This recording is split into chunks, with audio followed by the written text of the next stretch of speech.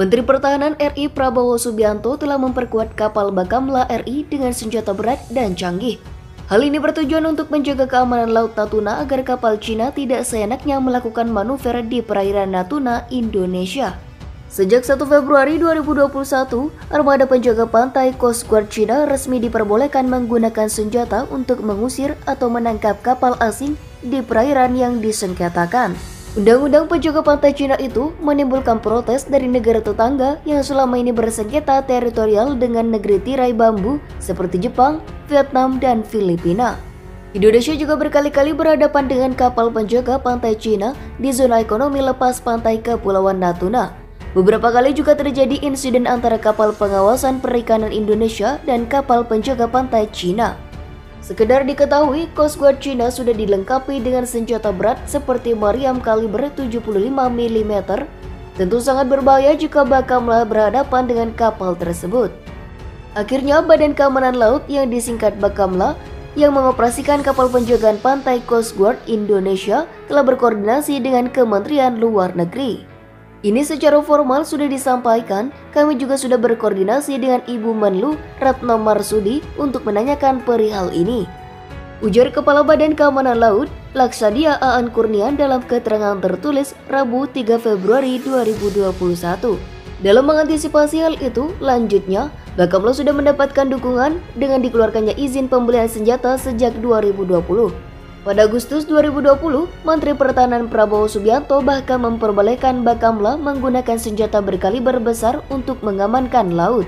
Salah satu pengamanan yang menjadi perhatian besar adalah wilayah Natuna, sebab lokasi ini berdekatan dengan Laut Cina Selatan yang belakangan mengalami eskalasi tinggi antara negeri tirai bambu dan Amerika Serikat. Aan Kurnia mengaku bersyukur karena Bakamla mendapatkan dukungan penggunaan senjata. Bakamla baru mendapatkan izin beli senjata baru bulan Agustus tahun lalu, tapi ini masih bersyukurlah karena kita sudah ada senjata, kata dia. Ia menyebut kondisi Laut Cina Selatan saat ini sangat dinamis seiring kian asertifnya posisi Cina yang direspon negara besar, misalnya Amerika Serikat. Ketegangan di kawasan tersebut pun diprediksi akan terus mengalami eskalasi, di mana ada resiko peningkatan eskalasi dan spillover konflik, ucapnya. Sebelumnya, Aan Kurnia mengungkapkan senjata yang dibeli Kemenha untuk Bakamla masih kalah besar dari Coast Guard Cina yang sudah memakai meriam kaliber 75 mm. Jadi selama ini Coast Guard Cina, Coast Guard Vietnam meriamnya sudah gede-gede, sudah 75-57.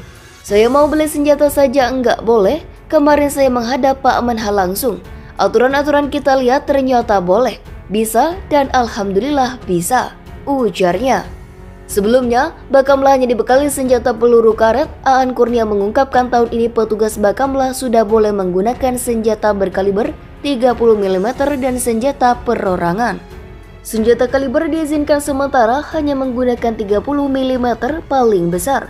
Kemudian di bawahnya 12,7 sama senjata perorangan itu saja, ungkapnya. Namun, Aan Kurnia menegaskan petugas yang menggunakan senjata tersebut tidaklah mematikan. Sebab petugas Bakamla dipersenjatai hanya untuk keamanan diri apabila sedang bertugas di laut. Ingat, senjata yang saya gunakan ini bukan untuk mematikan, tapi hanya untuk self-defense, hanya untuk bertahan saja, kita tidak perlu senjata besar. Kaliber besar seperti Angkatan Laut tapi paling tidak untuk membela diri kalau memang diperlukan. Izin sudah secara resmi kita dapat bulan Agustus tahun 2020, tambahnya. Penandatanganan kontrak kerjasama penggandaan senjata dan amunisi 12,7 mm dari Pindad dilaksanakan di Gedung Perintis Mabes Bakamla RI dalam Proklamasi Nomor 56 Jakarta Pusat 9 September 2020. Saya gunakan nanti di kapal ukuran 48 meter, 80 meter, dan 110 meter. Semuanya kapal yang dimiliki Bakamla akan saya gunakan.